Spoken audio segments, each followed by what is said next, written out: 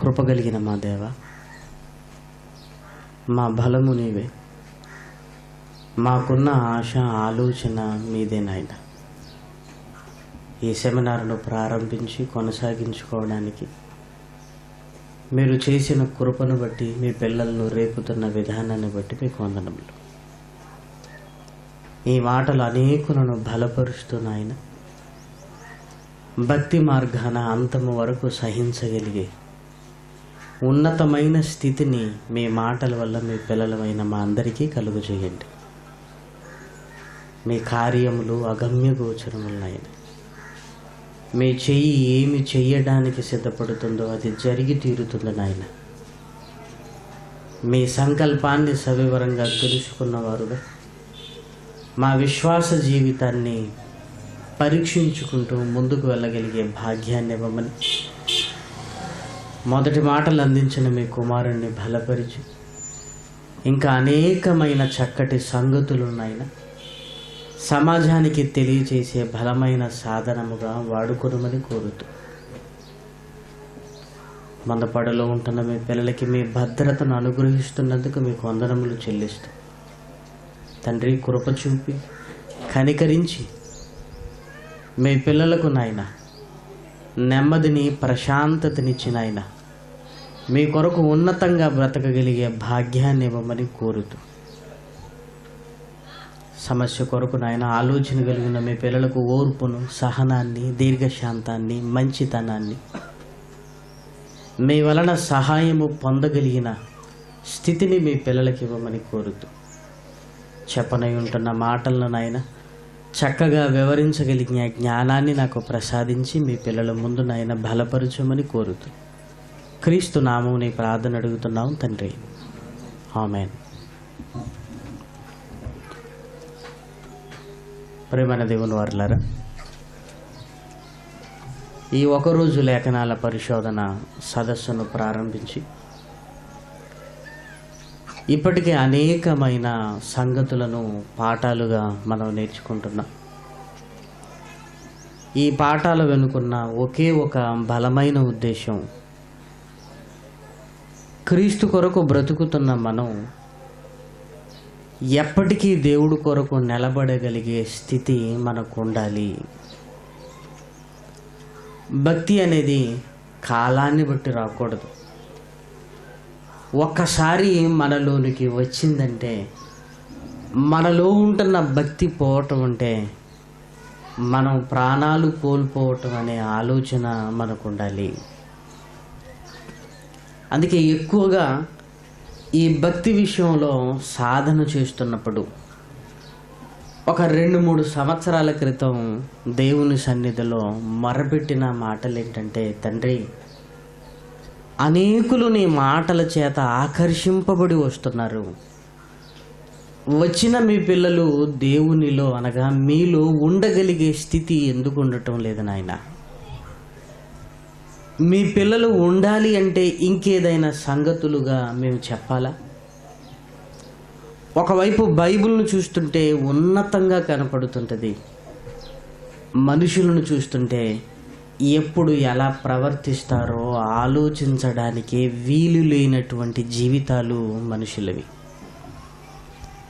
ఎందుకు మనం ఉండలేకపోతున్నామనే ఒక సుదీర్ఘమైన ఆలోచనల ద్వారా మనిషిని బలపరిచే మాటలు చెప్పాలి, మనిషికి కూడా తనను తాను ఉండగలిగే స్థితిని వాక్యం వల్ల సంపాదించుకోవాలి అన్న ఒక అద్భుతమైన ఆలోచన రావటం, దేవుని సన్నిధిలో మొరపెట్టుకున్నప్పుడు నిజంగా ఒక క్రైస్తవుడు ఎలా తనను తాను వాక్యముల్లో బలపరుచుకోవాలో అనేకమైన పాఠాలు దేవుని మహాప్రేరణ బట్టి ఒకటి తర్వాత ఒకటి మనం మాట్లాడుకుంటూనే ఉన్నాం ప్రియమైన వారలారా.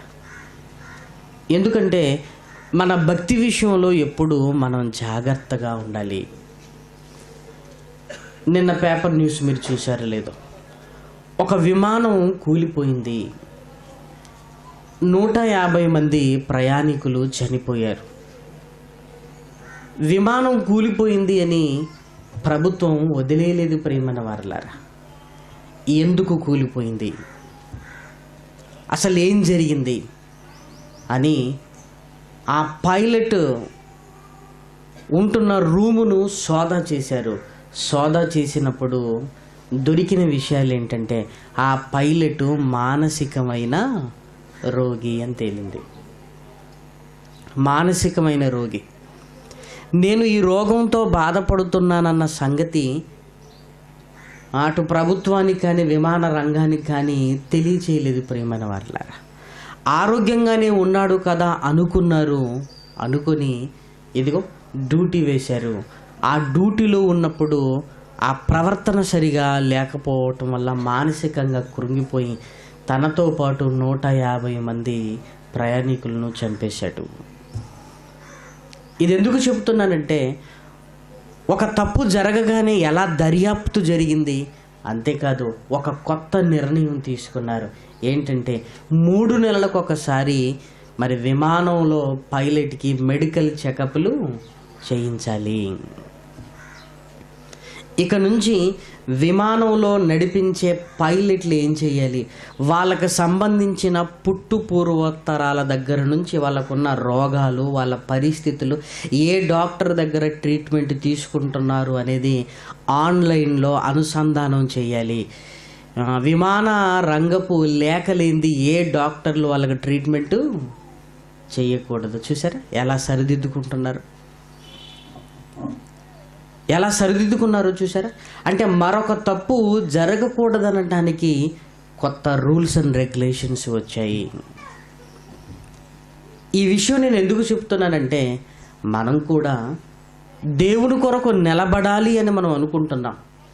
కానీ మన కంటి ముందు తరాలలో ఎంతోమంది పడిపోతున్నా మనం ఆలోచించటం లేదు ప్రియమైన వారలారా. వారెందుకు పడిపోయారు, వీరెందుకు పడిపోయారు, ఎక్కడ తప్పు జరిగింది, ఆ తప్పు నాలో జరగకూడదన్న కేర్ ఈరోజు క్రైస్తవ జీవితాల్లో లేదు. ఏమంటే పడిపోయిన వారు ఎంతమంది ఉండొచ్చంటే, ఎంతమంది ఏంటి, ఎన్ని కోట్ల మంది మన చుట్టూ ఉన్న వారే మనకు కనపడుతుంటారు. ఎందుకు పడిపోయారు వాళ్ళు ఆలోచించాలి ప్రియమైన వారలారా. ఎందుకంటే ఆ మెలకువలు మనకు రావాలి. కానీ విమర్శించటానికి నోరు తెరిచే మనకు ఆలోచించే తీరిక లేదు. వాళ్ళు చక్కగా భక్తిగానే ఉండేవారు కదా, మరి ఎందుకు పడిపోయారు, కారణం ఏంటి, ఓహో ఎంత భక్తి పరులను కూడా పడగొట్టిందంటే ఇది కారణం అన్నమాట. ఈ విషయంలో నేను జాగ్రత్తగా ఉండాలి. ఇలా ఒక్కొక్కరి జీవితాన్ని బట్టి మనం చూసుకున్న ఎన్నో కారణాలు ఇప్పటి వరకు మనకు అర్థమై ఉండేటివి ప్రియమైన దేవుని పిల్లలారా. కానీ మనిషికి ఆ జాగ్రత్త లేదు, మనిషికి ఆ జాగ్రత్త లేదు. అందుకే దేవుడే మన జీవితాలను ఎలా కాపాడుకోవాలో చెబుతూ ఒక మంచి మాట బైబిల్లో రాయించాడు. ఆ మాటను ఆలోచిస్తున్నప్పుడు దేవుడు ఎంత చక్కటి సలహాను మనకి ఇస్తున్నాడో మీరు చూడగలిగితే కొరంథీయులకు రాసిన మొదటి పత్రిక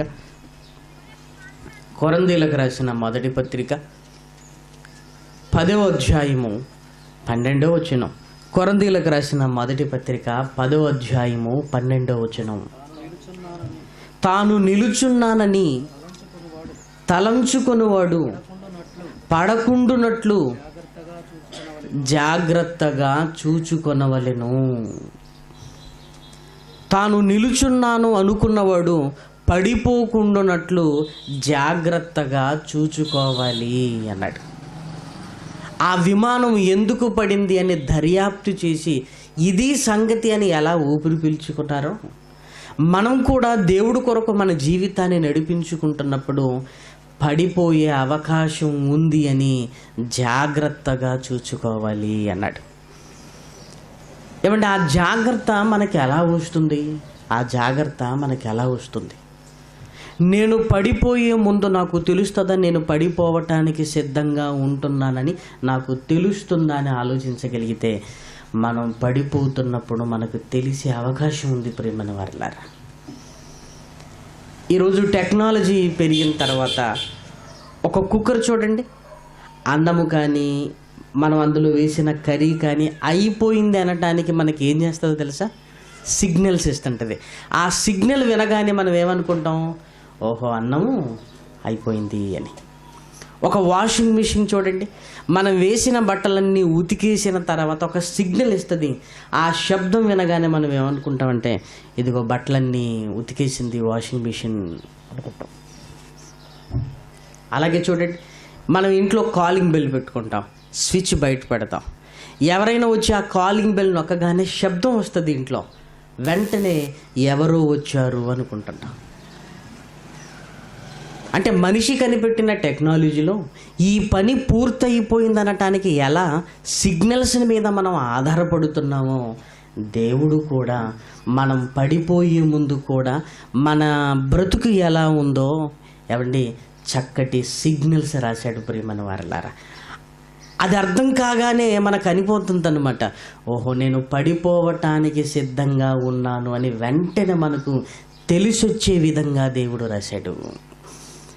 కాబట్టి ఎప్పుడు మనం చదువుకుంటున్న బైబిల్ని మనం నిలబడటానికి అనేక మెలకువలు నేర్చుకోవడానికి మనం ఆలోచిస్తూ ఉండాలి.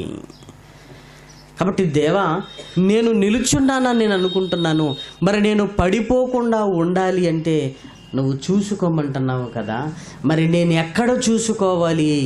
ఈ సిగ్నల్స్ ఎక్కడ మనకు కనపడతాయని బైబిల్లోనికి వెళ్ళగలిగితే సామెతల గ్రంథము 19వ అధ్యాయము 16వ వచనాన్ని మీరు చూడగలిగితే ఎక్కడ చూడమంటున్నాడు ఒకసారి చూడండి.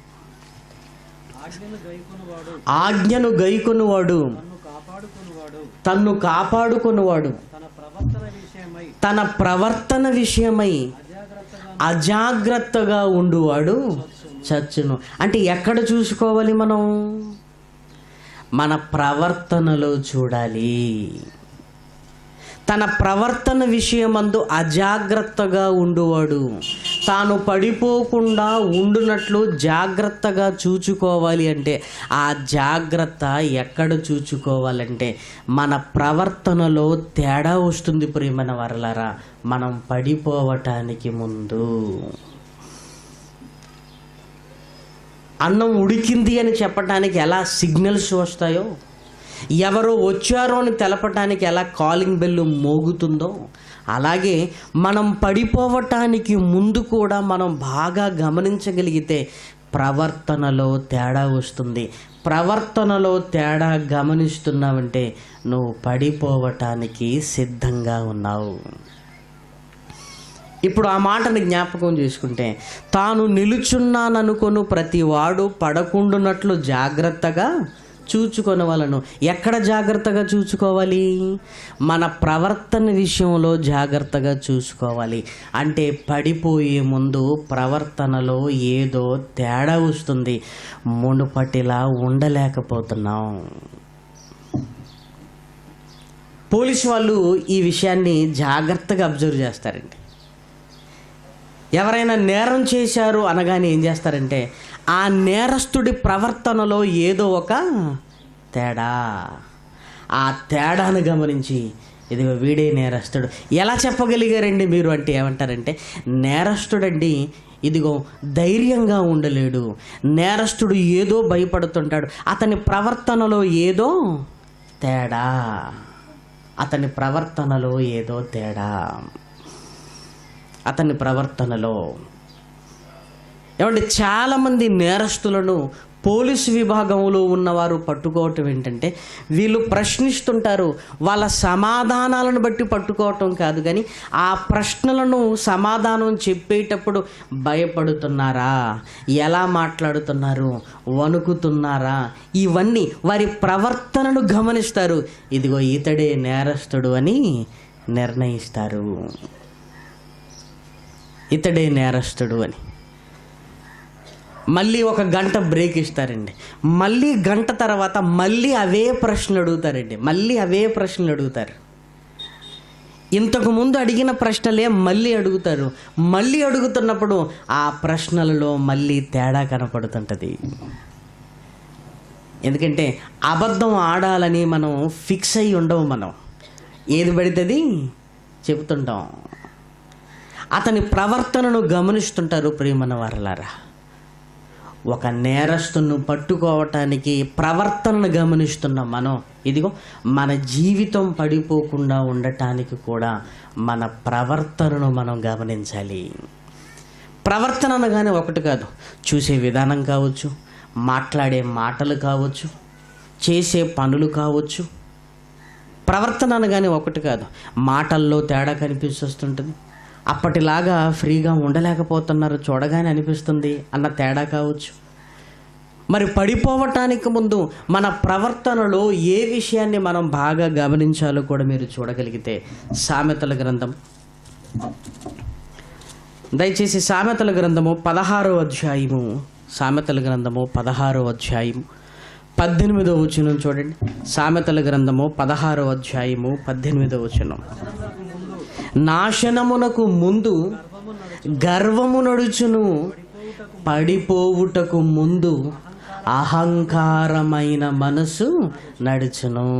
అంటే పడిపోవటానికి ముందు మన ప్రవర్తనలో ఏ తేడా కనపడుతుందంటే, అప్పటి వరకు నెమ్మదిగా, గౌరవంగా, దీన మనసు కలిగి ఉంటున్న మనం అహంకారపూరితమైన వారుగా మారిపోతాం. పడిపోవటానికి ముందు అహంకారమైన మనస్సు నడుచును అన్నాడు. చీటికి మాటికి ఏదో కోపం వస్తుందండి మనకి. కోపపడే విషయం అక్కడ లేకపోయినా ఏదో కోపంతో ఊగిపోతున్నాం, అహంకారంగా ప్రవర్తించడానికి ప్రయత్నం చేస్తున్నాం. అహంకారము అంటే అర్థం ఏంటో తెలుసా?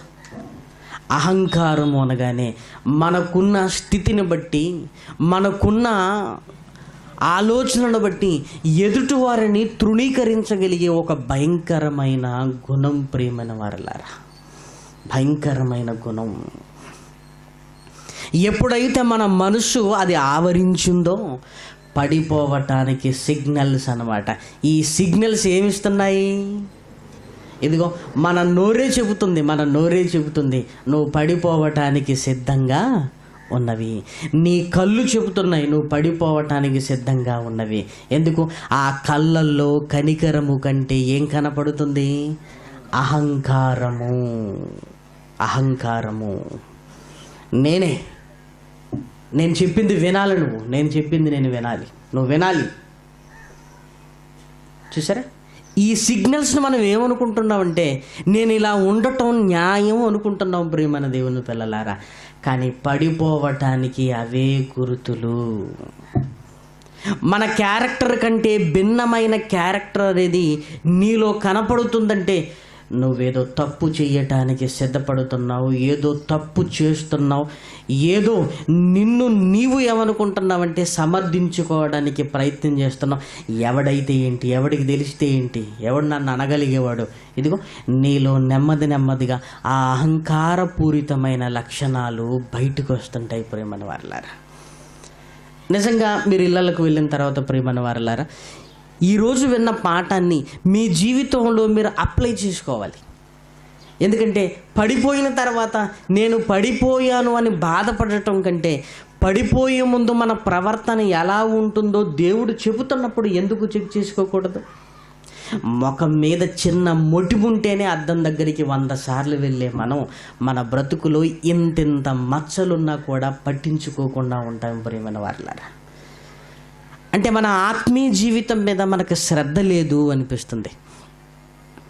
అందుకే మన ప్రవర్తన విషయంలో ఎప్పుడైతే అహంకారం నీలో మొదలవుతుందో నువ్వు పడిపోవటానికి సిద్ధంగా ఉన్నవని దాని అర్థం. ఒకవేళ అహంకారము ముదిరిపోయిందనుకోండి, అహంకారము ముదిరే గర్వంగా మారిపోతుంది. అహంకారము గలవాన్నైనా సెట్ చేయొచ్చేమో, కానీ గర్వము గలవాన్ని మాత్రం ఇక మనం ఏమీ చేయలేం ప్రియమైన వారలారా. పడిపోవటానికి ముందు అహంకారమైన మనసు, కానీ నాశనానికి ముందు గర్వము అన్నాడు. అంటే అహంకారమైన మనసునైనా దేవుని వాక్యంతో గద్దించి మళ్ళీ సరిచేయగలమేమో తప్ప, అహంకారము అలానే కొనసాగితే ఎప్పటికీ మానుకోలేని గర్వము మన హృదయంలో ఉంటుంది. ఎప్పుడైతే ఆ గర్వం మన హృదయంలోనికి వచ్చిందో ఇక నాశనమే తప్ప గర్వము కలిగిన వాడు మారుతాడన్న ఆశ కూడా లేదు ప్రియమైన వారలారా. ఎందుకు ఈ అహంకారము కానీ, ఎందుకు ఈ గర్వం మనకు ప్రారంభం అవుతుందంటే, ఏమండి, మనకున్న అందాన్ని బట్టి కావచ్చు, మనకున్న బలాన్ని బట్టి కావచ్చు, మనం చేస్తున్న ఉద్యోగాన్ని బట్టి కావచ్చు, లేదా వ్యాపారాలను బట్టి కావచ్చు, మనకున్న ఆస్తి అంతస్తులను బట్టి కావచ్చు, మనకున్న పేరు ప్రఖ్యాతులు హోదాని బట్టి కావచ్చు, మనం చదువుకున్న చదువులను బట్టి కావచ్చు, మనం నిర్వహిస్తున్న పదవులను బట్టి కావచ్చు. ఏమండి, గర్వము ఎలాగైనా ఇదిగో ఈ లక్షణాలను బట్టి ఇది నాకు సంబంధించింది, ఇదిగో నేను అన్న భావన పెరిగిపోతుంటుంది. నేను ఎందుకు లోబడాలి? వారి చెప్పగానే నేను వినాలా? నాకు చెప్పడానికి వారెవరు అంటే లోబడలేని మనస్తత్వం. నేనెందుకు వినాలి? నేనేం తక్కువ? నేను చెబితే వినరా? దేనిని బట్టి? అది అందాన్ని బట్టి కావచ్చు, నీకంటే అందగాళ్ళు ఎవరున్నారు, నీకున్న బలాన్ని బట్టి కావచ్చు, ఆస్తిని బట్టి కావచ్చు, అంతస్తులను బట్టి కావచ్చు, పేరు ప్రఖ్యాతులను బట్టి కావచ్చు, లేదా నువ్వు బాగా మాట్లాడటాన్ని బట్టి. నాకంటే ఎవరు బాగా మాట్లాడగలరు? లేదా నువ్వు బాగా పని చేయగలిగిన దాన్ని బట్టి కాదు, చేస్తే నేనే చేయాలి, ఇంకెవరు చేయలేరు, ఇంకెవరిని ఊహించుకోలేదు, చేస్తే నేనే చేయాలి. చూసారా? ఒకరోజు దేవా నీ పని చేసే మహాభాగ్యం నాకు దక్కింది అని సంతోషపడి చక్కగా చేసుకున్న మనకు నెమ్మదిగా మనం చేస్తున్న కార్యక్రమాలను బట్టి కూడా మనకేమొస్తుందట? గర్వం, అహంకారం. పడిపోవుటకు ముందు అహంకారమైన మనసు నడుచును. అప్పుడు సిగ్నల్స్ నీ శరీరములో నుంచి నీ ప్రవర్తన నీకు చెబుతుంది, ఎందుకు నువ్వు ఇలా మాట్లాడుతున్నావు, ఎందుకు ఇలా మాట్లాడుతున్నావు. బైబిల్ ఇలా చెప్పలేదే? వెంటనే గ్రహించి, దేవా ఇదిగో నేను ఈ అహంకారం వలనే పడిపోయే ప్రమాదంలో నుంచి నేను తప్పించుకున్నాను అని అహంకారాన్ని తగ్గించుకుంటే నువ్వు నిలబడతావు ప్రియమైన వారలారా. కానీ అది గర్వంగా మారిపోయిందంటే గర్వము నాశనానికి తీసుకుని వెళుతుంది. ఎందుకు గర్వం నాశనానికి నడిపిస్తుందో, నాశనానికి ముందు ఎందుకు గర్వం ఉంటుందో, ఆ గర్వానికి ఉన్న గుణగణాలను చూస్తుంటేనండి గర్వం ఎంత భయంకరమైనదా అని మనం అనుకుంటాం ప్రియమైన వారలారా. ఆ గర్వానికి ఉన్న లక్షణం ఒకటి చూడండి. తిమోతి గారికి రాసిన మొదటి పత్రిక 3వ అధ్యాయం. తిమోతి గారికి రాసిన మొదటి పత్రిక 3వ అధ్యాయము 6వ వచనం. తిమోతి గారికి రాసిన మొదటి పత్రిక 3వ అధ్యాయము 6వ వచనం. అతడు గర్వాంధుడై అపవాదికి కలిగిన శిక్షా విధికి లోబడుకుంటున్నట్లు క్రొత్తగా చేరిన వాడై ఉండకూడదు. మన దగ్గరికి ఎవరైనా కొత్తగా రాగానే వాళ్ళకి ఇదిగో ఈ పదవి నువ్వు అక్కడికి వెళ్ళి వాక్యం చెప్పు, నువ్వు ఇక్కడికి వెళ్ళి వాక్యం చెప్పు అని వాళ్ళకి చెప్పకూడదు ప్రియమైన వారలారా. ఎందుకు చెప్పమంటారా? కొత్తగా చేరిన వాడికి ఏమవుద్దంటే ఇదిగో ఇక నాకు డోకా లేదు అని గర్వాంధుడుగా మారిపోతాడు. ఎవరూ లేరు కదా మరి ఏం చేద్దామని మనం అనుకుంటుంటే అతనేమనుకుంటాడంటే ఇక నేనే దిక్కు, నేను లేకపోతే ఎవరూ లేరు. కొత్తగా చేరిన వాడికి ఏదైనా అప్పగిస్తే ఇదిగో ఎవరూ లేరు ఇక నేనే ఉన్నాను అని గర్వాంధుడైపోతాడు అని పౌలు గారు తిమోతి గారికి రాస్తున్నాడు. ఈ మాటలో మీరు ఆలోచించగలిగితే గర్వాంధుడు, గర్వము ప్లస్ అంధత్వము. గర్వాంధుడు అంటే అంధత్వం అంటే అర్థం ఏంటి? గుడ్డితనము. అంటే గర్వము కలిగిన వాడికి నెక్స్ట్ వచ్చేది ఏంటనమాట? గుడ్డితనము. అందుకే అప్పుడప్పుడు చూడండి పిల్లలు మాట్లాడుతున్నప్పుడు పెద్దవాళ్ళు పిల్లల్ని గద్దిస్తూ, ఒరే నువ్వు ఎవరితో మాట్లాడుతున్నావో నీ కళ్ళకు కనపడుతుందా? నువ్వు ఎవరితో మాట్లాడుతున్నావో తెలుసా? అంటే అర్థం ఏంటి? గర్వంతో కళ్ళు మూసుకొని పోతాయి. నేను ఎవరితో మాట్లాడుతున్నాను? నాకంటే చిన్నవాడితోనా, నాకంటే 2 వయసు కలిగిన ఆయనతోనా నేను మాట్లాడుతుంది అనేది ఉండదు ప్రియమైన వారలారా. గర్వము మనిషికి అంధత్వాన్ని కలుగజేస్తుంది. ఇక అతను ఏం చేస్తున్నాడో అతడు ఎరుగడు. నేను ఇది చెయ్యొచ్చా చెయ్యకూడదా, ఈ మాట నేను మాట్లాడొచ్చా, నాకంటే పెద్దవారు ఈ మాట అనొచ్చా, ఈ వివేచన మనిషి కోల్పోతాడు. గర్వం వల్ల మనిషికి అంధత్వం వస్తుంది. ఆ అంధత్వం వల్ల చేసే తప్పులు 1, 2, 3 కాదు ప్రియమైన వారలారా, 2, 3 కాదు. ఒక గుడ్డివాడికి ఎన్ని సమస్యలు ఉంటాయో గర్వం వల్ల వచ్చే అంధత్వంతో కూడా అన్ని సమస్యలను మనం తెచ్చుకుంటాం. అంటే గర్వము అంధత్వంలోనికి మనిషిని తీసుకుని వెళుతుందన్నమాట. ఇంకోటి చూడండి, ఇదే సామెతల గ్రంథము 13వ అధ్యాయము 10వ వచనం. 13వ అధ్యాయము 10వ వచనం. గర్వము వలన జగడమే పుట్టును. ఏమంటే అంధత్వముతో మాట్లాడుతున్న వాడి మాటలు వింటూ ఎవరు ఊరుకోరు ప్రియమైన దేవుని పిల్లలారా. వాడి అంధత్వం వల్ల మాట్లాడుతున్న మాటలకి నెక్స్ట్ పుట్టేదేంటి? జగడము, గొడవ. వాడు కళ్ళు మూసుకొని పోయి మాట్లాడుతున్నప్పుడు ఇదిగో ఆ అంధత్వంతో మాట్లాడుతున్న ప్రతి మాట గొడవకు దారి తీస్తుంది. దేవుని పని పాడైపోతుంది ప్రియమైన వారలారా, దేవుని పని పాడైపోతుంది. ఎందుకంటే ఒక గొడవ అక్కడ జరిగిందనుకోండి, సమాధానం ఉండదు. ఒక గొడవ జరిగిందనుకోండి, ఒకరి మనసు ఇంకొకరి మనసుతో కలవదు. ఒక గొడవ జరిగిందనుకోండి, పంతాలు, పట్టింపులు, అసూయ, దాని వెనకాల ఎన్ని జరుగుతున్నాయో తెలుసా? దాని వెనుక మాటకు మాట పెరిగింది. ఇక దేవుని మాటలు ఉండవు అక్కడ, ఇక దేవుని మాటలు ఉండడు. అంధత్వంతో మూసుకొని పోయిన వాడు మాట్లాడుతున్న ప్రతి మాట పెడార్థంగా ఉండేసరికి వింటున్న వారి హృదయాలు కలిచివేయబడి, నువ్వెందుకన్నావు ఈ మాట అంటే, గర్వంతో కళ్ళు మూసుకున్నవాడు ఇది కాదు, అవసరమైతే ఇంకొక మాట నేను మాట్లాడతాను. మనసు ఎప్పుడైతే విరిగిపోతుందో కలిసి పని చేసే తత్వం అనేదిగా ఉండదు. చూసారా? గర్వము వలన జగడమే పుట్టును. దానివల్ల మనుషులు దూరం అవుతుంటారు ప్రియమైన దేవుని పిల్లలారా. గర్వం వల్ల అంధత్వం వస్తుంది, గర్వం వల్ల జగడము పుడుతుంది. అదేవిధంగా సామెతల గ్రంథము 29వ అధ్యాయము 23వ వచనం చూడండి. ఎవని గర్వము వానినే తగ్గించును. చివరికి ఆ జగడం వల్ల ఏదో మనదే ఆధిపత్యం అనుకుని మనం మాట్లాడుతుంటాం. కానీ గర్వం వల్ల ఎవని గర్వము వానినే తగ్గించును. ఎవని గర్వము వానినే తగ్గించును. చూసారా? ఏమంటే మీకు ఓపిక ఉంటే వచ్చే నెల వరకు బైబిల్ అంతటిలో గర్వాన్ని గురించి రాయబడిన రెఫరెన్స్లన్నీ మీరు రాసుకొని పోతేనండి మీరు చాలా ఆశ్చర్యపోతారు ప్రియమైన వారలారా. ఎందుకంటే గర్వాన్ని గురించి దేవుడు అన్ని వందల రెఫరెన్స్లు రాశాడు ప్రియమైన వాళ్ళ. దేవుడు ఇన్ని వందల సార్లు రాయించింది ఒక్కసారి కూడా చెప్పలేదేంటి అని సిగ్గుపడి చెబుతున్న టాపిక్ అండి ఇది.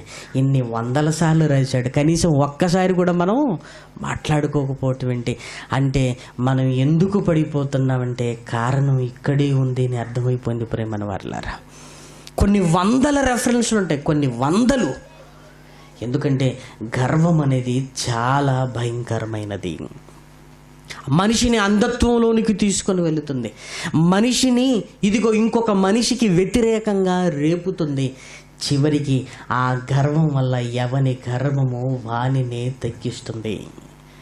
ఇలా మాటలు చెప్పుకుంటూ మనం వెళితే ఎన్నో మాటలు మనకు కనపడుతున్నా కొన్ని జీవితాలలోనికి వెళ్ళి చూస్తే మాత్రం మనకి ఇంకా స్పష్టంగా కనపడుతుంటుంది ప్రియమైన వారలారా. ఈ గర్వము మనిషిని ఏ స్థితికి దిగజార్చిందో. ఎవరి సందర్భం అంటే మనందరి మనసులో మెదులుతున్నట్టుగానే దానియేలు గ్రంథము 4వ అధ్యాయం, దానియేలు గ్రంథము 4వ అధ్యాయం, దానియేలు గ్రంథము 4వ అధ్యాయము 2వ వచనంలో రాజైన నెబుకద్నెజరు ఎంత చక్కటి మాట మాట్లాడుతున్నాడో చూడండి. మహోన్నతుడగు దేవుడు నా ఎడల చేసిన అద్భుతములను సూచక క్రియలను మీకు తెలియజేయుటకు నాకు మనస్సు కలిగెను. ఆయన సూచక క్రియలు ఎంతో బ్రహ్మాండమైనవి, ఆయన అద్భుతములు ఎంతో ఘనమైనవి, ఆయన రాజ్యము శాశ్వతమైన రాజ్యము, ఆయన ఆధిపత్యం తరతరములు నిలుచుచున్నది. ఏమంటే దేవుని గురించి ఎంత గొప్ప మాటలు మాట్లాడుతున్నాడు చూడండి నెబుకద్నెజరు. షడ్రకు మెషేక అబద్దిగోను అగ్నిగుండంలో నుంచి దేవుడు కాపాడటాన్ని చూసిన నెబుకద్నెజరు విస్మయం ఉంది. ఇదిగో ఈ దేవుడు తప్ప లోకమంతటికి దేవుడు లేడు, ఆయన గురించి చెప్పాలన్న మనసు నాకు వచ్చింది అని అందరికీ పత్రికలు రాసి పంపాలి అన్న ఆలోచనతో ఇదిగో ఎంత తగ్గించుకుంటున్నాడు. దేవా, ఆధిపత్యము నీది, ప్రభావము నీది, నువ్వు గొప్పవాడవు, నువ్వు చేసే క్రియలు ఆశ్చర్య క్రియలు అని తన గురించి తాను మరిచిపోయి దేవుణ్ణి కీర్తిస్తున్నట్లుగా కనపడుతున్నాడండి నెబుకద్నెజరు. మరి ఏం జరిగిందని ఆలోచిస్తున్నారా? ఇదే దానియేలు గ్రంథము 4వ అధ్యాయము 30వ వచనం చూడండి. రాజు బబులోనును ఈ మహావిశాల పట్టణము నా బలాధికారమును నా ప్రభావ ఘనతను కనపరుచుటకై నా రాజధాని నగరముగా నేను కట్టించినది కాదా అని తనలో తాను అనుకొనెను. కొద్ది కాలము గతించిందో లేదో మళ్ళీ ఏమనుకుంటున్నాడండి? ఇదంతా నాది, నేను చేయలేదా? దేవుడికి అదే నచ్చదు ప్రియమైన వారలారా. ప్రారంభంలో దేవా నీవే, నేనెక్కడి నాయనా అన్న రాజు ఆ తర్వాత రాజధాని నగరాన్ని చూసుకొని ఇదంతా నా బలాధిక్యతమో, నేను కట్టించినది కాదా, నేనే. మరి దేవుడు లేడా? దేవుడు చేశాడన్నాడు, దేవుడు గురించి చెప్పాలన్న మనసు నాకు వచ్చింది అన్నాడు. అలా నిలబెట్టుకోలేకపోయాడు. ఎప్పుడైతే ఆ పట్టణాన్ని చూశాడో అహంకారమైన మనసు వచ్చింది. ఆ అహంకారమైన మనసు గర్వంగా మారిపోయింది ప్రియమైన వారలారా. అప్పుడు దేవుడు ఏం చేశాడో తెలుసా? రాజు నోట ఈ మాట ఉండగా ఆకాశము నుండి ఒక శబ్దము వచ్చెను. ఏదనగా, రాజగు నెబుకద్నెజరు, ఇదే నీకు ప్రకటన, నీ రాజ్యము నీ యొద్ద నుండి తొలగిపోయెను, అయిపోయింది. నేనున్నాను అనుకున్నంత వరకు నువ్వు బాగున్నావు, నేనే అనుకుంటున్నావు. నీవే అనుకుంటే మరి నేనే అనుకోవాలి. అందుకే 37వ వచనంలో చెబుతున్నాడు చూడండి. 37 ఈలాగు నెబుకద్నెజరును నేను పరలోకపు రాజు యొక్క కార్యములన్నీ సత్యములను ఆయన మార్గములు న్యాయములై ఉన్నవనియు గర్వముతో నటించు వారిని ఆయన అనుపశక్తి గలవాడనియు ఆయనను స్తుతించుచు కొనియాడుచు ఘనపరుచుచున్నాను. మళ్ళీ ఎక్కడికి వచ్చాడండి? అమ్మో, నా గర్వము నన్ను ఏ స్థితికి దిగజార్చింది అంటే మానవులలో నుంచి తోలివేయబడ్డాడు. అడవి జంతువుల వలె తన ఆకారము మారిపోయింది. గడ్డి తిన్నాడు. ఎప్పుడైతే గడ్డి తిన్నాడో బుద్ధొచ్చింది. దేవా, నేను కాదు, నువ్వే. దేవా, నేను కాదు, నువ్వు గొప్పవాడవు, నువ్వే నాకు రాజ్యాన్ని ఇచ్చావు, నువ్వే కదా అని నెబుకద్నెజరు తన జీవితాన్ని బట్టి తెలుసుకున్నదేంటో తెలుసా? దేవుడు ఎవరినైనా సహిస్తాడేమో కానీ గర్వముతో నటించు వారిని సహించడు. ప్రియమైన దేవుని పిల్లలారా, సహించడు. తొందరలోనే అర్థమైపోయిందండి నెబుకద్నెజరుకు. మళ్ళీ రాజ్యాన్ని ఇచ్చాడు ప్రియమైన దేవుని పిల్లలారా. అలా అనుకున్నాడో లేదో దేవుడికి ఎంత వ్యతిరేకంగా మారిపోయాడు అంటే గర్వము అంధత్వాన్ని కలిగించింది. ఆ అంధత్వంలో ఏం మాట్లాడుతున్నాడో అర్థం కాలేదు. అంతేకాదు, ఆ గర్వముతో ఎవరితో గొడవ మొదలైందో తెలుసా? గర్వం వల్ల జగడమే పుట్టును. దేవుడితో గొడవ మొదలైంది. వాడి గర్వము వానినే తగ్గించింది. మనుషులలో నుంచి వెళ్ళి ఇదిగో జంతువులలో కొమ్ములు వచ్చేసాయి, రోమాలు వచ్చేసాయి, గడ్డి తింటున్నాడు. అంటే ఆ గర్వము నెబుకద్నెజర్ గారిని ఎంత తగ్గించిందో చూసారా? ఎంత తగ్గించిందో. మనం ఏమనుకుంటామంటే మన గర్వం వల్ల మనం గొప్పవారం అవుతాం అనుకుంటుంటాం. గర్వం వల్ల ఎవ్వరూ గొప్పవారు కాదు ప్రియమైన వారలారా. ఎవని గర్వము వానినే తగ్గించును, ఎవని గర్వము వానినే తగ్గించును అన్నాడు. ఒక నెబుకద్నెజరును చూస్తుంటే ఈ 3 లక్షణాలు కనపడతాయి. గర్వంతో అంధత్వం వచ్చింది, గర్వం వల్ల జగడం పుట్టింది, ఎవని గర్వము వానినే తగ్గించింది. ఎందుకు మనలోని ఇలాంటి గర్వాన్ని కలిగిస్తున్నాడు దుష్టుడు అని బాగా ఆలోచించగలిగితే, ఏమండి, కోపము, ఆ తర్వాత క్రోధము, రోషము, ఆ తర్వాత వచ్చే గర్వానికి మూల కారకుడు దుష్టుడే అని మనకు అర్థమవుతుంది ప్రియమైన వారలారా. ఏమంటే దేవుడు అనగానే మనకు గుర్తొచ్చే లక్షణాలు ప్రేమ, దీర్ఘశాంతము. దేవునికి కోపం ఉన్నా దేవునికి గర్వము లేదు ప్రియమైన వారలారా. ఆయన కుమారుడైన యేసుక్రీస్తు పరిస్థితులను బట్టి కోపగించుకున్నా ఆయనలో గర్వము లేదు. గర్వం అనే ఈ లక్షణము దుష్టుడిది.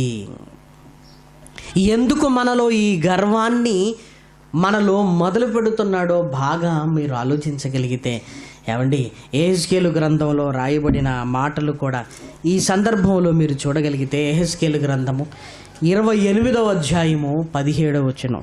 యెహెజ్కేలు గ్రంథము 28వ అధ్యాయము 17వ వచనం. నీ సౌందర్యమును చూచుకొని నీవు గర్వించిన వాడవై నీ తేజస్సు చూసుకొని, అంటే గర్వం వలన జ్ఞానము కూడా చెరిపి వేసుకుంటాం ప్రియమైన వారలారా. ఎంత జ్ఞానం ఉన్నా నీలో గర్వం ఉంటే నీ జ్ఞానము నిన్ను విడిచిపెట్టి వెళ్ళిపోతుంది. నీ గర్వాన్ని బట్టి, నీ తేజస్సును బట్టి, నీకు కలిగిన స్థితిని బట్టి, ఇదిగో నీ సౌందర్యాన్ని బట్టి నీవు గర్వించావు అంటున్నాడు. ఎవరితో మాట్లాడుతున్నావంటే తూరు రాజుతో మాట్లాడుతున్న సందర్భాలలో దయ్యపు లక్షణాలను గురించి దేవుడు వ్రాస్తున్నాడు. ఏమండి, అంతగా సౌందర్యము కలిగిన దాన్ని మీరు ఆలోచించగలిగితే ఎంత సౌందర్యాన్ని దేవుడిచ్చాడో చూడండి. 13వ వచనం.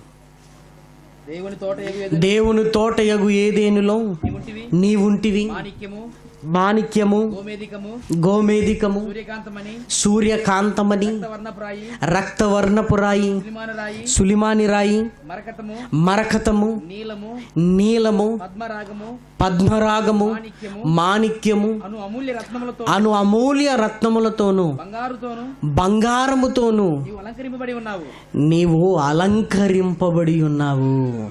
ఈ అలంకరణ ఏం తీసుకొచ్చిందట? గర్వము. నీవు నీ సౌందర్యాన్ని బట్టి గర్వించావు. నీకున్న తేజస్సును బట్టి నీ జ్ఞానాన్ని చెరిపివేసుకున్నావు.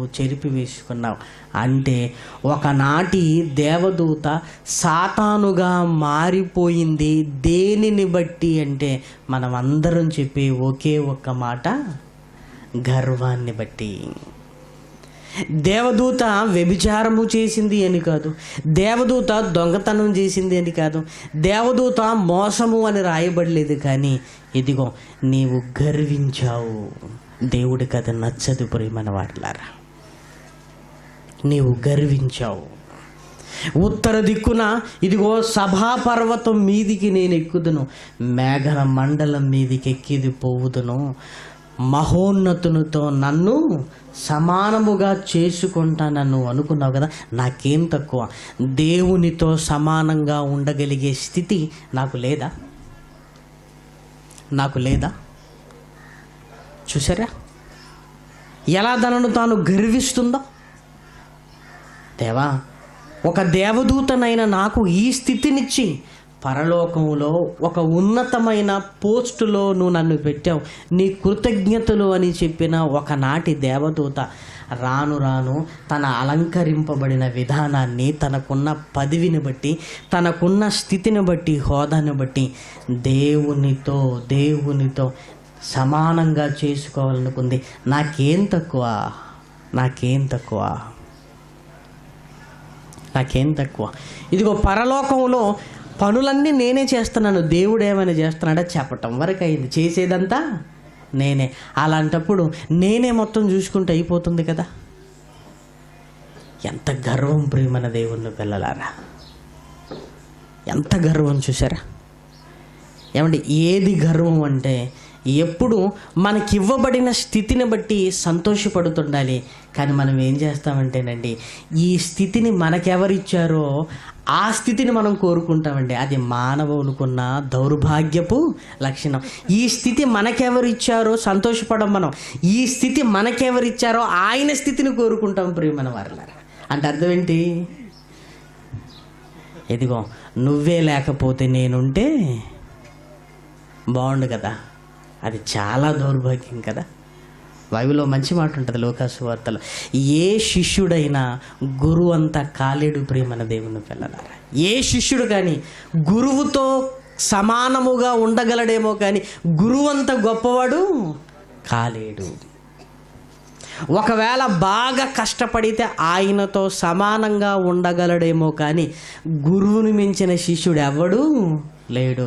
అంటే ఈ శిష్యుడు ఏమనుకుంటాడనమాట, లూకాసు వార్త 6వ అధ్యాయము 40వ వచనంలో రాయబడిన మాట, శిష్యుడు తన బోధకుని కంటే అధికుడు కాడు. ఒకవేళ కష్టపడ్డాడు అనుకోండి, కష్టపడేది కింది వచ్చిన కూడా, సిద్ధుడైన ప్రతి వాడును తన బోధకుని వలె నువ్వు ఉండగలుగుతావేమో కానీ నీకు వాక్యం నేర్పిన వారి కంటే నువ్వు గొప్పవాడుగా ఉండటం అసాధ్యం జ్ఞానంలో అన్నాడు.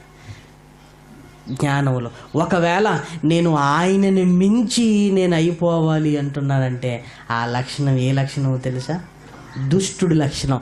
ముందు వాడిలో కలిగిన లక్షణమే ప్రియమైన వారలారా. దేవుడిచ్చిన స్థితిని బట్టి సంతోషపడకుండా ఏం కోరుకున్నాడో తెలుసా? దేవుని స్థితినే కోరుకున్నాడంటే ఇచ్చిన దాన్ని బట్టి సంతోషపడుంటే బాగుండేది ప్రియమైన వారలారా. ఏమండి, మనం ఉద్యోగంలోకి వెళ్తుంటాం, ఉద్యోగంలో వెళ్ళినప్పుడు ఎప్పుడు భాషను చూడకండి. ఎందుకంటే నేనే భాష అయిపోతే ఎలా నువ్వు అనుకున్నావు అనుకోండి, ఈ లోపు భాషకు తెలిసింది అనుకోండి, ఉన్న ఉద్యోగం కూడా ఊడిపోద్ది. అంటే మనకున్న లక్షణాలు ఎలా ఉంటాయంటే జనరల్గా మనకుంటున్న క్రింది వారిని చూడడం, మనకున్న పైన వారిని చూసుకొని వాడి స్థానానికి నేను వెళ్ళిపోతే బాగుండు అనుకుంటాం. కానీ అది ఎప్పుడు ప్రమాదకరమైన పరిస్థితులకే దారి తీస్తుంది. ఎందుకు దేవదూత దుష్టుడుగా మారిపోయాడంటే గర్వం ప్రియమైన దేవుని పిల్లలారా. నాకేం తక్కువ, నేను నిర్వహించలేనా, ఇక దేవుడు చెబుతుంటే నేనే అన్నీ చేస్తున్నప్పుడు దేవుడు చేసేదేముంది, దేవుడు చేసేదేముంది అని దేవుని మీదనే చులకన భావం ఏర్పడింది. గర్వం ఎలాంటి పరిస్థితుల్లోనికి దారి తీసిందో చూసారా? ఆ గర్వం వలన అంధత్వంలోనికి వెళ్ళిపోయాడు. గర్వంతో ఉన్నవాడికి కళ్ళు కనిపించవు. ఏమండి, ఈ దేవదూతతో కూడా అదే పరిస్థితి అండి. ఎందుకో చెప్పమంటే ఇదిగో గర్వం వల్ల అంధత్వం వచ్చింది. అంధత్వం లేకపోతే దేవుని మీద యుద్ధం చేసి గెలుస్తాను అనుకుంటాడా చెప్పండి? దేవుని మీద యుద్ధం చేసి గెలుస్తాను అనుకుంటాడా? మరి ఏమనుకుని ఉండొచ్చు చెప్పండి? ఏమనుకున్నాడంటే మిగతా దేవదూతలతో ఇదిగో 3 వంతుల దేవదూతలు నా పక్కనే మీరున్నారు. దేవుని పక్కన ఎంతమంది ఉన్నారు? 1 వంతు. ఇప్పుడు చెప్పండి, ఈ 3 వంతులున్న మీరు ఆ 1 వంతు దేవదూతల్ని గెలవలేరా మీరు అన్నాడు. అంటే ఒక్కరికి ఎంతమంది? 3. ఒక్కరికి 3 కలిసి మీరు ఆ ఒక్కరిని ఓడించలేరా అన్నాడు. 3 మేము ఓడించలేమా అంటే మన సామర్థ్యాన్ని మరిచిపోయి లెక్కలు వేసుకుంటాం ప్రియమైన వారలారా. అప్పుడప్పుడు నిజంగా వాడికి కళ్ళు బాగా కనపడి ఉంటే ఆ ఒక వంతు కూడా నాతో ఉన్నా మనం అందరం కలిసి దేవుడి మీద గెలవలేం అనుకునేవాడు. అవునా కాదా? అందుకే సామర్థ్యం లేనప్పుడు పోటీకి వెళ్ళకూడదు ప్రియమైన వారలారా. అప్పుడు పోటీకి వెళ్ళిపోయి ఓడిపోవటం కంటే రాజీ పడటం అనేది మంచిది. వాడు అంధత్వంతో ఏ లెక్కలు చూసుకున్నాడంటే దేవుని సామర్థ్యాన్ని మరిచిపోయి, ఒక వంతు దేవదూతలు, మీరు 3 వంతులు నా దగ్గర ఉన్నారు, ఒక్కరు ముగ్గురిని మట్టి కరిపించగలిగితే ఈ పరలోకం మనదే. గుడ్డితనంతో వేసుకున్న లెక్కలు ప్రియమైన దేవుని పిల్లలారా, గుడ్డితనం వేసుకున్న లెక్కలు. మిగిలిన దేవదూతలు ఏమనుకున్నాయో తెలుసా? అవును, దేవుని దగ్గర ఒక వంతు, మనం ఇన్ని కోట్ల మంది ఉన్నాం, ఒక్కసారి మనం పరలోకం మీద పడితే పరలోకం మనదే అనుకున్నాయి ప్రియమైన వారలారా. చూసారా? గర్వం వల్ల అంధత్వము. మన స్థితి ఏంటో మనకు అర్థం కాదు. మనం బాగానే ఉన్నాం అనుకుంటున్నాం, మనది ఎందుకు విన్ కాదనుకుంటున్నాం, మనదే గెలుపు అనుకుంటున్నాం. ఎందుకంటే గర్వం వల్ల మనిషి జీవితంలో తనకున్న స్థితిని మర్చిపోతాడు. ఏం కాదులే, మనం సాధించవచ్చు, మనం చేయొచ్చు.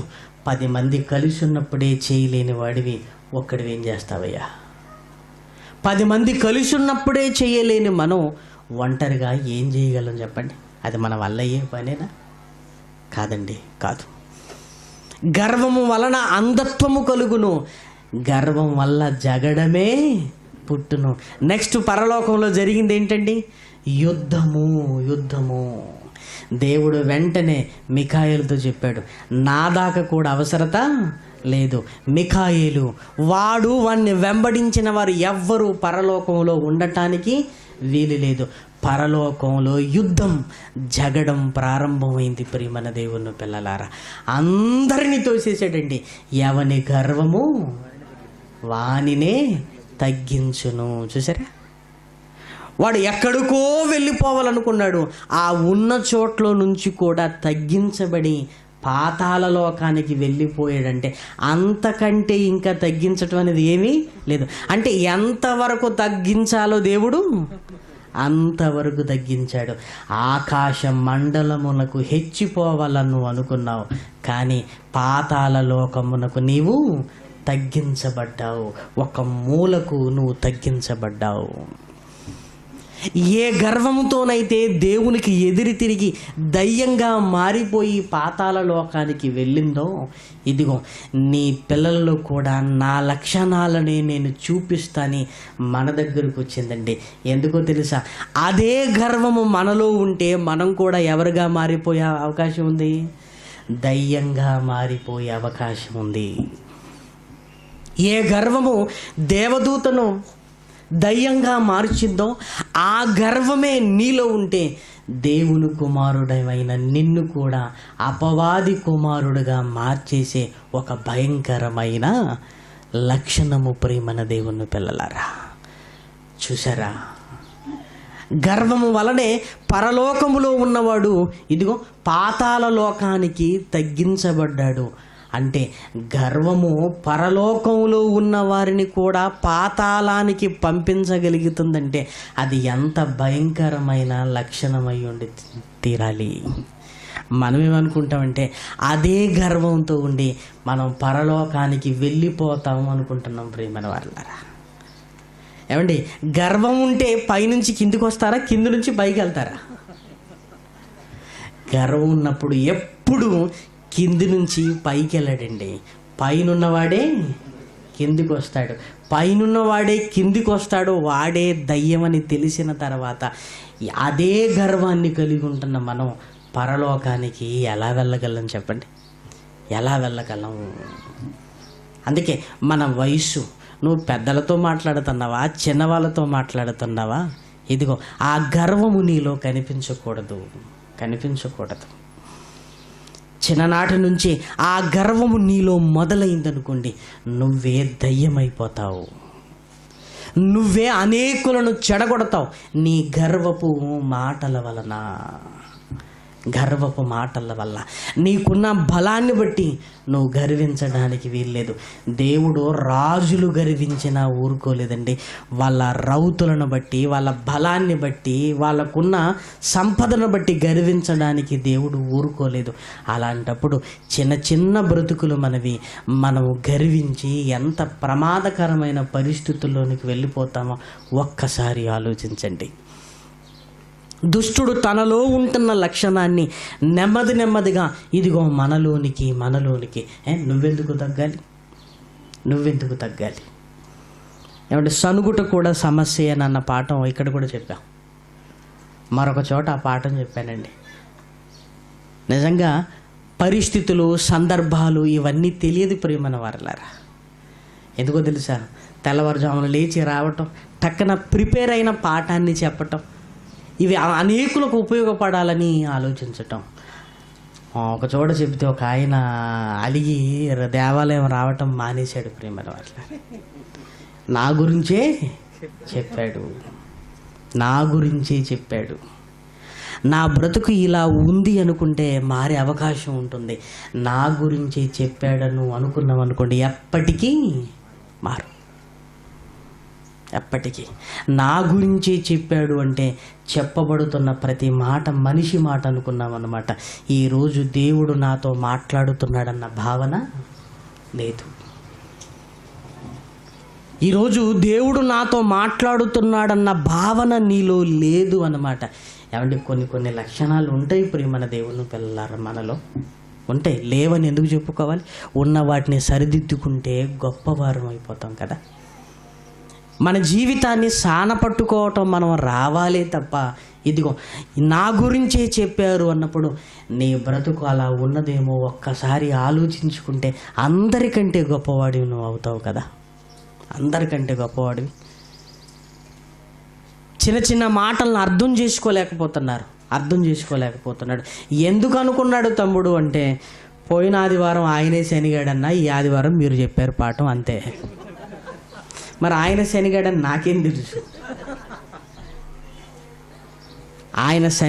నాకేం తెలుసు? పాఠాలు చెప్పేటప్పుడు ఏం చేస్తామో తెలుసండి? నిజం చెప్తున్నాను. అవసరాన్ని బట్టి కంటేనండి, ఈ పాఠం అయింది, మరి కొత్త పాఠం ఏం చేస్తే బాగుంటుంది అనుకుంటాం. కొత్త పాఠం వేసాం. మరి ఈ పాటలు అయిపోయినాయి అన్నప్పుడు ఆ పాటలు అయిపోయాయి కదా, కొత్త పాఠం ఏం చెప్దాం? మరి సనుగుట కూడా సమస్య అన్న పాఠం అయిందంటే ఇది కాలేదన్న అన్నారు, అది చెబుదాం. మరి ఇప్పుడు నెక్స్ట్ సండే వెళ్తాను. సండే వెళ్ళిన తర్వాత మళ్ళీ సనుగుట కూడా సమస్య అని పాఠం చెప్పాం కదా. ఈ పాఠం అయిపోయిందనగానే ఇంకొక పాఠం. నిజంగా చెప్పే వాళ్ళకి ఎన్ని కష్టాలంటే, చెప్పకపోతేనేమో దేవుడు కొడతాడు, పరిస్థితులు చక్కదిద్దామని చెబితేనేమో మనుషులకి ఇష్టం ఉండదు ప్రేమన వారలారా, మనుషులకి ఇష్టం ఉండదు. అలాంటి లక్షణాలు మనకున్నా మనం ఇష్టపడటం లేదు. చూసారా? అయ్యో దేవా, నేను అన్నాను కదా, అందుకేనా ఈరోజు ఈ మాటలు నాతో మాట్లాడించాం, నేను మారిపోతాను నాయన అంటే ఎంత బాగుంటుంది ప్రేమన వారలారా, ఎంత బాగుంటుంది. అలాంటి మంచి మనసు మనకు రావాలి. మనం చచ్చిపోయేంత వరకు కూడా మనం మార్చుకోవలసిన లక్షణాలు చాలా ఉంటాయి ప్రియమైన వారలారా. మనం చచ్చిపోయేంత వరకు. ఏమంటే మన తప్పును ఎవరైనా చెప్పారంటే నువ్వు చాలా అదృష్టవంతుడివి. ఎందుకంటే వెంటనే మార్చుకోగలిగిన స్థితి నీకు వస్తుంది. నువ్వు చేసిన తప్పు నీకే తెలియకపోతే, ఎవరు నీకు చెప్పకపోతే నువ్వేమైపోవాలి ఒక్కసారి ఆలోచించు. అందుకే మనలో ఉంటున్న గర్వాన్ని తగ్గించుకోవాలి ప్రేమన వారలారా. గర్వం మన క్యారెక్టర్గా స్థిరపడకూడదు. ఆస్తులను బట్టి, అంతస్తులను బట్టి రాకూడదు ప్రేమన వారలారా గర్వం. డబ్బు రాగానే గర్వం, నాకేంటి ఢోకా లేదు. మనకు తెలియకుండానే దేవుని పల్ని పాడు చేసేవాడుగా మారిపోతుంటాం. ఆ గర్వంతో, అంధత్వం, ఏ మాట పడితే ఆ మాట మాట్లాడుతుంటాం. ఆ గర్వంలో జగడం. ఎందుకన్నావు? నేను బరాబర్ అంటాను. ఎందుకన్నావు? పొరపాటున అన్నాను అన్నాడండి, నేను ఖచ్చితంగా అంటాను. ఇక ఆ గొడవకి ఎంత? ఇక ఆ గొడవకు అంతుండదు ప్రియమైన వారలారా. ఎవని గర్వము వానినే తగ్గించును, ఎవని గర్వం వానిని తగ్గించును. దుష్టుడు అలానే తగ్గించబడ్డాడు ప్రియమైన వారలారా. వాడి లక్షణాలు మనకెందుకు? వాడిలో ఉంటున్న ఆ భయంకరమైన దుర్గుణం మళ్ళీ మనకెందుకు? మన జీవితాలు చాలా చాలా చిన్నవి ప్రియమైన వారలారా. మనం ఏదేదో అనుకుంటాం కానీ అవన్నీ అనుకోవటానికే తప్ప వాస్తవ దృక్పథంతో మనం ఆలోచించగలిగితే మన బ్రతుకులు చాలా చిన్నవి. ఈ చిన్ని బ్రతుకులలో గర్వాన్ని కూడా పెట్టుకుంటే నాశనానికి ముందు గర్వము నడుచును. ప్రపంచ చరిత్రలో హిట్లర్ గర్విష్ఠుడు ఏమైపోయాడో మనకు తెలుసు. అలెగ్జాండర్ గర్విష్ఠుడు ఏమైపోయాడో మనందరికీ తెలుసుడు. గర్వం కలిగి గొప్పవాడైన వాడిని ఒక్కరిని చూపించగలరండి? బైబిల్లో కానివ్వండి, లోకంలో ఉన్నవాడిని కానివ్వండి. గర్వం కలిగి వీడు గొప్పవాడయ్యాడని ఎవరిని చూపించలేరు ప్రియమైన వారలారా. మీ ప్రాంతాలకు వెళ్ళిన తర్వాత గొప్పవారైన వారిని మీరు చూడండి. వాళ్ళు చిన్న స్టేజీలో చాలా గౌరవంగా మర్యాదగా బ్రతికి ఒక్కొక్క మెట్టు పైకెక్కిన వారే. గర్వంతో కిందికి వెళ్తారు తప్ప గర్వంతో ఎవ్వరూ పైకి రారు ప్రియమైన దేవుని పిల్లలారా. ఇప్పుడు మనం మహాలోకానికి వెళ్ళాలని ఆశపడుతూ గర్వాన్ని కలిగి ఉన్నావంటే నువ్వు ఎక్కడికి వెళ్ళాలనుకుంటున్నావు? ఒక మహాలోకానికి వెళ్ళాలనుకుంటున్నప్పుడు గర్వము కాదు కదా నీలో ఉండవలసింది. పైగా ఆ గర్విష్ఠులందరూ యెహోవాకు హేయులు అని రాయబడింది. చూడండి, ఇదే సామెతల గ్రంథం 16వ అధ్యాయం. సామెతల గ్రంథము 16వ అధ్యాయము. సామెతల గ్రంథము 16వ అధ్యాయము 5వ వచనం. గర్వ హృదయులందరూ యెహోవాకు హేయులు. గర్వ హృదయులందరూ యెహోవాకు హేయులు. నిశ్చయముగా వారు శిక్ష నొందుదురు. నిశ్చయముగా అంటే అర్థం ఏంటండి? తప్పకుండా. ఇప్పుడు కొన్ని మాటలు ఇలా చదివినప్పుడు అవి నిజమని మనకు అర్థం కావాలి. అవి నిజమని అర్థం కావాలంటే ఇదిగో గర్వంగా ప్రవర్తించేవారు ఎవరైనా ఉంటే మీ మనసులో పెట్టుకోండి. ఎవరైనా ఉంటే చెప్పకండి, మీ మనసులో పెట్టుకోండి. అలా ఏం జరుగుతుందో చూడండి, అంతేనండి. నిజం ప్రియమైన వారలారా. ఒకరోజు ఇంటి పైన బైబిల్ క్లాసు జరుగుతుంది. ఆ బైబిల్ క్లాసులో మాట్లాడుతున్నప్పుడు ఆ ఇంటి ప్రక్కనే వాతావరణం బాగా చల్లగా ఉంది, ఆహ్లాదకరంగా ఉంది. ఇద్దరు తాగడానికి టేబుల్ పెట్టుకొని కుర్చీలు వేసుకొని కావలసినవన్నీ పెట్టుకున్నారండి. అప్పుడే వర్షం స్టార్ట్ అయింది. దాంతో ఆ ఇద్దరిలో ఒక ఆయనకు చాలా కోపం వచ్చింది ప్రియమైన వారలారా. ఎందుకంటే ఇప్పుడు తాగటం అనేది ఏమైపోయింది? డిస్టర్బ్ అయిందని తల పైకెత్తి దేవుణ్ణి తిడుతున్నాడు. ఏమని? దేవుడికి ఇదిగో ఎప్పుడు వర్షాన్ని కురిపించాలో తెలియని బుర్రలేనివాడు ఇక్కడ ఎందుకయ్యా వర్షం? ఇప్పుడు ఎక్కడో పంటలు ఉంటున్నా ఆ పొలాల్లో పడవలసింది ఇక్కడ ఎందుకు అన్నాడు. నిజంగా గుర్తుపెట్టుకున్నాను ప్రియమైన వారలారా. దేవుణ్ణి అంటున్నావు కదా, ఏమైపోతుందని గుర్తుపెట్టుకున్నాను. 1, 2, 3, 4, 5, 6, 7, 8, 9 అయిపోయింది. ఒకరోజు మళ్ళీ నేను ఇంటికి వెళ్ళినప్పుడు ఒక ఆయన 2 చేతులు జోడించి ప్రార్థన చేయమని సైగ చేస్తున్నాడు. నాకెవరో అర్థం కాలేదు. ఎవరు అంటే ఆ ఇంటి పక్కన వాళ్ళు చెప్తున్నారు, అతని పేరు బాబండి. అతను బాబా ఏమైంది మరి మాట్లాడట్లేదు అన్నాడు. ఇదిగో ఈ గొంతు పోయింది. కుటుంబ కలహాలు ఎక్కువైపోయి చచ్చిపోదామని యాసిడ్ తాగాడండి. యాసిడ్ తాగగానే ఈ గొంతు, ఈ కడుపు అంతా కాలిపోయింది. చచ్చిపోయేంత వరకు మజ్జిగన్నం తినాలి, మాట లేదు, మాట పడిపోయింది. బలంగా ఉన్న ఆయన ఎలా అయిపోయాడంటే సన్నగా పేషెంట్లా అయిపోయాడు. వచ్చి నా కొరకు ప్రార్థన చెయ్యి అని. నాకు అర్థం కావట్లేదు, ఆయన మాట్లాడతాడేమో అని ఎదురు చూస్తున్నాను. ఎందుకంటే ఆయన మాటలు విన్నవాడిని నేను. ఈ చెయ్యి తీసుకుని తల మీద వేసుకుంటున్నాడు ప్రార్థన చేయమని. నాకు అర్థం కాకపోయేసరికి ఒక ఆయన చెప్తున్నా, అతనికి మాట పోయింది అని. కాలచక్రం గిర్రన తిరిగింది ప్రియమైన వారలారా. 9 సంవత్సరాలు గతించింది. 9 సంవత్సరాల తర్వాత మాటే మాట్లాడలేని ఒక భయంకరమైన స్థితిలోనికి వెళ్ళిపోయాడు. ఆయన అన్న మాటలు ఆయనకే గుర్తొస్తున్నాయి. కళ్ళల్లో నీళ్లు తిరుగుతున్నాయి ప్రేమన వారలారా. అప్పుడు అనిపించింది, దేవా, ఎంతటి వాడికైనా గర్వాన్ని నువ్వు అనుస్తావు, గర్వాన్ని ఖచ్చితంగా నువ్వు అనుస్తావు గర్వాన్ని. అందుకే ఎప్పుడు తొందరపడకూడదు ప్రేమన వారలారా. ఇంకా కొద్ది కాలం బతకవలసిన జీవితాలు మనవి. ఈరోజు ఏదో నోటికొచ్చిందల్లా నువ్వు మాట్లాడావా, ఇదిగో మనుషులుగా ఆ మాటలు మనం మర్చిపోతాం. కానీ నువ్వు మాట్లాడుతున్న ప్రతి మాటకు లెక్క అప్పగించాలి. ఇక్కడే సగం అనుభవించి మళ్ళీ అనుభవించడానికి వెళ్ళిపోవాలి.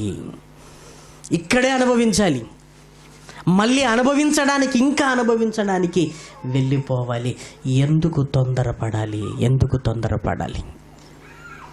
అందుకే తగ్గించుకునే అవకాశం వచ్చింది అంటే ఎదుటివాడు తగ్గేలోపు మనమే తగ్గాలి ప్రేమన దేవుని పిల్లలారా. మనమే. మంచి అనేది మన నుంచే ప్రారంభం అవ్వాలి.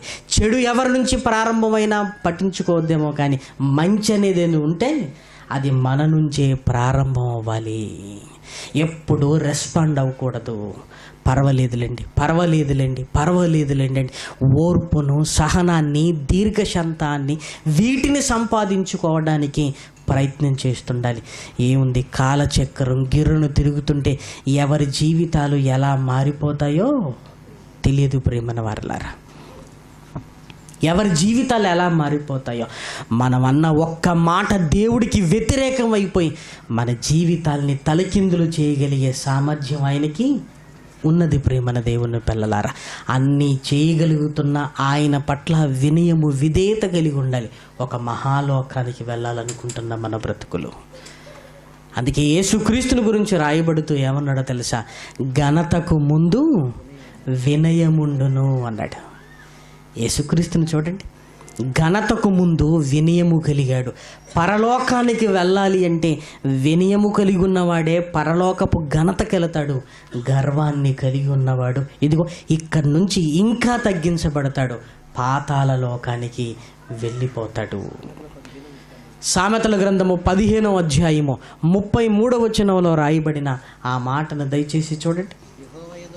యెహోవా యందు భయభక్తులు కలిగి ఉండుట జ్ఞానాభ్యాసమునకు సాధనము, ఘనతకు ముందు వినయముండును. ఆ వినయం అనేది నీలో కనిపించాలి. ఆ వినయము నీలో కనిపించాలి. ఆ వినయము కలిగిన ప్రవర్తన నీలో ఉండాలి. ఆ వినయము కలిగిన ప్రవర్తన నీలో ఉందంటే నువ్వు పడిపోవు.